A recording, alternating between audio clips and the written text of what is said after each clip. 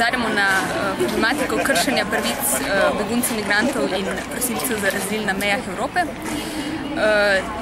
Zato, ker so njihove pravice, ko prihajajo v Evropo trenutno iz recimo Severne Afrike, Sirije, Afganistana, kjer so vojne razmere in podobno, so njihove pravice kršene, zato ker to zakonodaja omogoča. V bistvu, recimo, begunec je lahko brez, mislim, ne da bi kakršnokoli kaznivo dejanje storil, zaprt do 18 mesecev.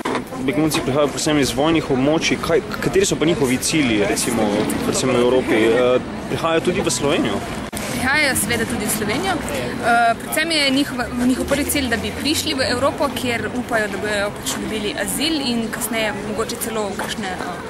V bistvu niso njihov cilj te prve države, to je Grčija, Italija, trenutno pa Ciper, recimo, ampak da bi naprej ne prišli bolj proti severu in da bi pač nekako zaživeli na novo. Zato, ker v bistvu to so ljudje, ki jim v domovini grozi smrt, ne vem, so preganjani, mučeni zaradi različnih drugačnih političnih prepričanj, verskih prepričanj, revščina in tako dalje.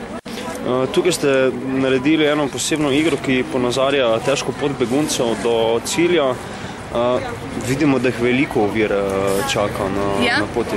To je v bistvu taka spremenjena verzija človeka na jezi se, begunec na jezi se, kjer pač, če se boste prišli igrati, boste se lahko poistovetili nekako z begunci in potem imamo polje, na katerih pač so določene ovire, dobite vprašanja, pa zveste pač dejstva o teh kršitvah pravic in potem imamo še polje X, kjer pač boste žal morali končati igro, tako kot številni begunci morajo končati svojo pot oziroma pač ne pridejo do Evrope.